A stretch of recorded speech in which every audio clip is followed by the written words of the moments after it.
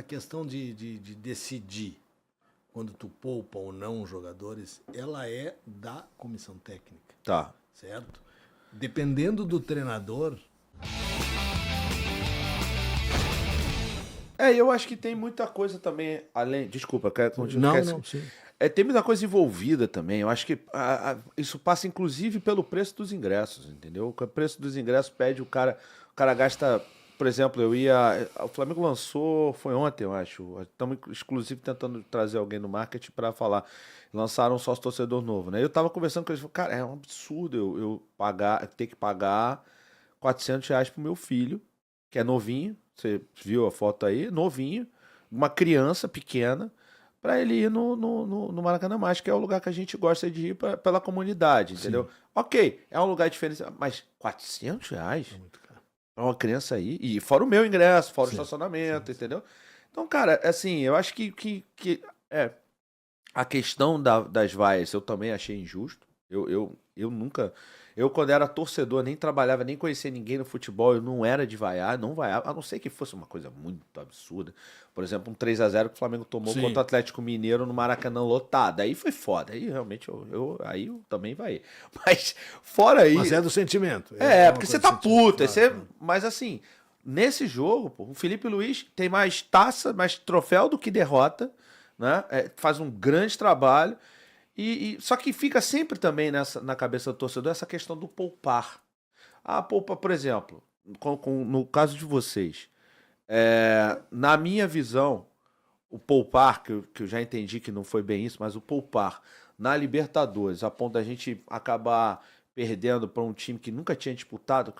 Como é que era o nome do time? Eu nem lembro o nome do time. Time que a gente perdeu na Libertadores, na primeira fase. Um time que nunca tinha disputado a Libertadores. O Palestino? Não, então não foi outro. Foi, né? Acho que a gente não. Foi outro. Mas de fato, assim, a gente poupou, a gente deixou de ficar em primeiro lugar no nosso grupo, não foi? E por isso a gente, por exemplo, acabou enfrentando adversários tendo que finalizar o segundo jogo lá, o que dificultou bastante a gente. Afinal,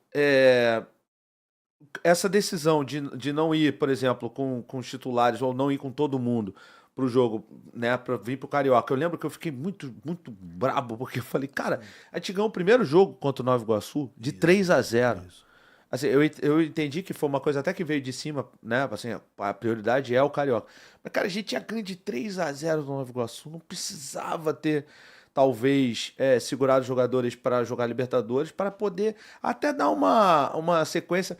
Eu lembro até que eu falei, pô, eu queria ver se o pessoal desse a oportunidade para o time que começou o Carioca. Não foi o time que terminou, né? Foi o time sub-20, com alguns reforços e tal, para que esse time fechasse também ali, de certa forma. Foi 3-0 o primeiro jogo, mas não, a gente foi com os titulares, não sei o quê. Você acha que... Como é que foi esse processo de decisão? Veio de cima para baixo? Houve uma situação em que poupou-se jogadores ou não? Foi... A questão de decidir quando tu poupa ou não os jogadores, ela é da comissão técnica. Tá. Certo? Dependendo do treinador, ele faz essa decisão junto com a diretoria. Sim. Junto com o executivo, que está ali representando o clube. Né? Então depende da cabeça do treinador. Tem treinadores que eu não quero nem saber do diretor. Eu vou decidir, vou do meu jeito. E tem treinador que age de uma forma mais natural. Que, no nosso caso, a gente sempre agiu de uma forma natural. Em todos os lugares, não foi só no Flamengo. Sim. Né? Em todas essas situações. Por exemplo, assim, ó. Tu quer aquilo, eu quero aquilo ali, eu quero isso aqui. Mas eu não vou... arriscar uma sequência. Não, eu digo, eu não vou chegar para a diretoria e falar assim, ó, não, eu quero isso, vai assim de qualquer jeito, tem que ser desse jeito, é do meu jeito. No nosso entendimento, as coisas são abertas e discutidas. A diretoria pode ela vir e dizer assim, ó, mas esse jogador não pode jogar por causa disso. Mas como eu quero, eu vou explicar para ela por que eu estou tomando essa decisão. Porque eu digo o treinador e a comissão técnica. Claro. Então foi uma coisa bem clara. Os jogadores, todos eles querem jogar. Entendeu? Às vezes tu chega para um jogador e fala assim, ó, eu vou te tirar aqui porque eu vou te segurar Um pouquinho, porque do jogo. Ele fica puto. O cara fica puto. Ele quer jogar. Mas se o treinador chegar e dizer assim, não, tu tá fora, e mesmo que tu fique puto, eu vou fazer desse jeito. Então, naquele momento, como a gente vinha pela busca do Campeonato Carioca, do título do Campeonato Carioca, tu vem invicto, tu corre o risco de se tu tirar todo mundo, tu perder. É uma decisão que foi em conjunto e todo mundo pensou daquele jeito. Tá. Certo ou errado, se pensamos daquele jeito. Era aquele jeito que a gente queria. A gente queria ir para o segundo jogo contra o Nova Iguaçu com o melhor que a gente tinha e buscar. Não me lembro nem da escalação, mas acho que até foi repetida dos outros jogos. Foi. O melhor que a gente tinha no momento e buscar o título e a consagração que está ali, sair na foto principal, foi isso que foi decidido. Vai ter reflexo depois? Pode ter, se tu não conseguir trabalhar direito alguma situação ou outra. Entendeu? Não foi, para mim, não foi só essa a questão. A questão não foi, que sem tu dúvida, tem não. uma série de lesões que vem, claro, entendeu? O calendário difícil, tem uma série de outros fatores. Claro. Até mesmo a qualidade do campo. E eu acho que hoje, mais uma vez, aquilo que eu te disse antes aqui, na conversa, a gente precisa entender, quem está de fora, que essas decisões tomadas internamente, ela começa muito em cima da cabeça do treinador, repassado para quem está ao seu lado, para os seus auxiliares, claro. Discutindo com movimentos, com a presença do fisiologista, claro. Com tudo que tem do jogador, para que a gente tome uma decisão. Sim. Entendeu? Ontem eu estava vendo a entrevista do Roger pós o jogo. Pô, agora eu vou sentar e eu vou ver como que eu vou jogar lá em Fortaleza. Porque eu tenho uma viagem, foi um jogo muito desgastante, de repente eu vou ter que mexer uma ou duas posições, vou analisar com calma para ver o que eu vou fazer. Entendeu? Então ele vai para lá, ele tira 2, 3 jogadores e perde lá, viu? Não priorizou o Campeonato Brasileiro, mas não é, tu tem que tomar aquela decisão naquela hora. É o que o Felipe foi criticado, porque tirou o Gerson, porque tirou o Pulgar, porque tirou outro, porque perdeu. É uma relação muito em cima do resultado, onde o Renato tirou todo o time. E goleou. O Atlético Mineiro podia ter tirado todo o time. Não tirou, jogou com os principais e goleou. De repente vai sofrer. Mas são decisões tomadas e analisadas. E é no momento, né? E é no momento. E ela é discutida. E por isso que eu digo, hoje, dependendo do treinador, como ele trabalha, ele fica junto com o teu executivo discutindo isso ou não.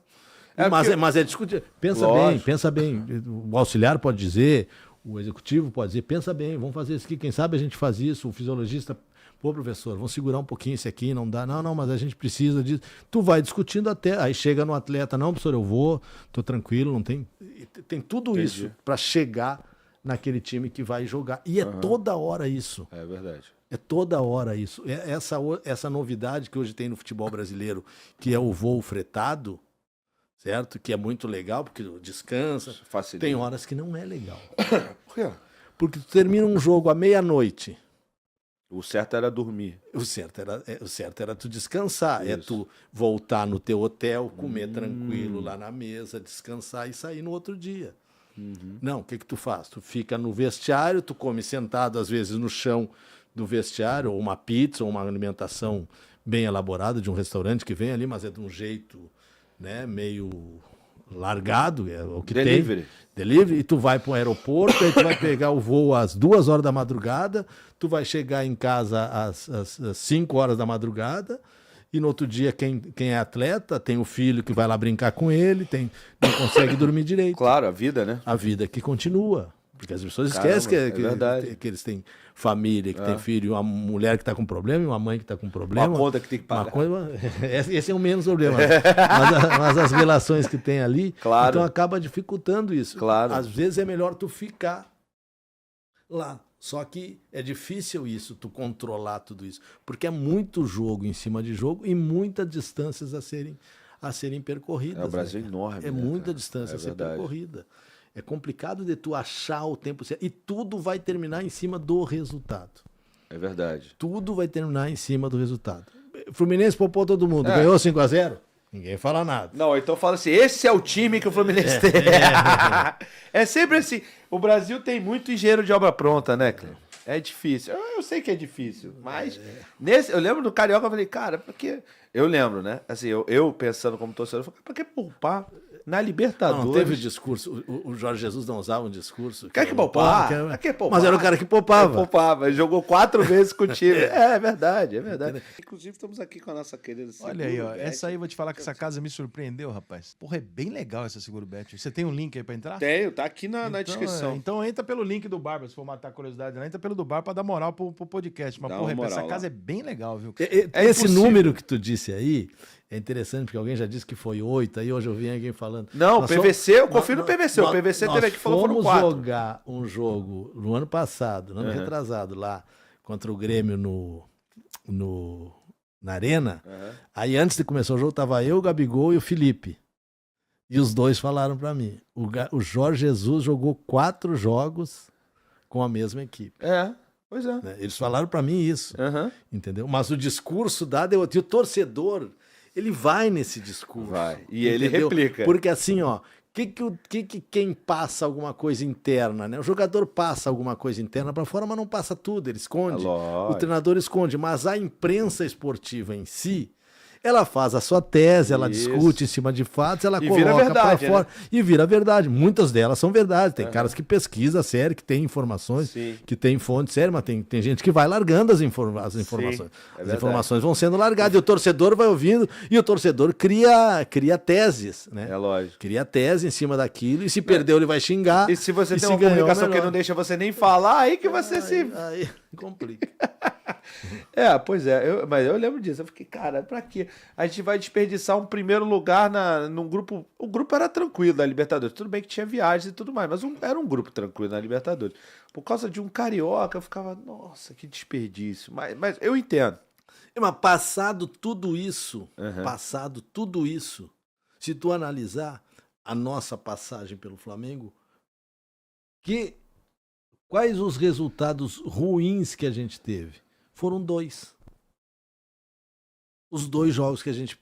perdeu pro Peñarol. Quer dizer, o que não ganhou e o que empatou. É verdade. Entendeu? Foram esses, porque na Copa do Brasil tu deixa a situação encaminhada. A gente eliminou o Palmeiras. Sim. A gente eliminou o Bahia. Sim. Que é um grande time hoje, entendeu? Claro. E o Felipe vai lá e completa o serviço. No Campeonato Brasileiro, a gente ia seguir, não me lembro em que lugar o Flamengo terminou, assim, em quarto.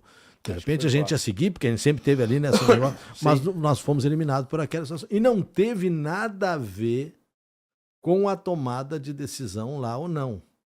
Claro. O que teve a ver foi que nós perdemos. Tu não pode perder o Pedro impunemente, gente. Sim. Entendeu? A CBF, seleção. Tu perdeu o Cebolinha e Luiz Araújo no melhor momento. É verdade. Entendeu? A gente teve um Tite, vocês deram muito azar ali no Flamengo dessa questão de lesões. Eu tenho o Bruno Henrique assim como um cara que o Bruno Henrique jogou num sacrifício, cara. O Bruno Henrique fez um sacrifício para jogar esses jogos todos que ele entrava, ele veio de lesão, ele foi é um cara assim... Fora de posição assim, também, assim, né? Foi usado às vezes fora de posição. Né? Assim como o Gerson cresceu no Flamengo, é um líder, ele tá jogando muito e também jogou tudo quanto foi jogo. O Bruno Henrique também. E o próprio Arrascaeta, né, cara? O Arrascaeta vem jogando abaixo, porque também é sacrifício. Essas idas dele para a seleção uruguaia, né? é dificuldade. Então o Felipe tem que tirar, tem cuidado, é complicado. É complicado. Gostou dessa resenha? Então olha só, para ver ela completa, o link tá aqui embaixo na descrição e não deixa de dar o like, deixa o joinha, não custa nada pra você e se inscreve no canal se você puder, tá bom? Você quer aprender a criar um podcast do zero? Eu criei o meu e vou ensinar tudo pra vocês, os materiais, os equipamentos, como chamar as pessoas, como entrevistar, como fazer uma boa entrevista, como buscar o corte, como fazer uma thumb boa, um título legal. Cola aqui, também tem o link na descrição, vocês vão cair no nosso grupo de WhatsApp e lá a gente vai tirar todas as dúvidas pra vocês, né, terem essas aulas comigo. Serão 5 aulas, cada uma de 1 hora, eu e você, não é gravado, é ao vivo, tá bom?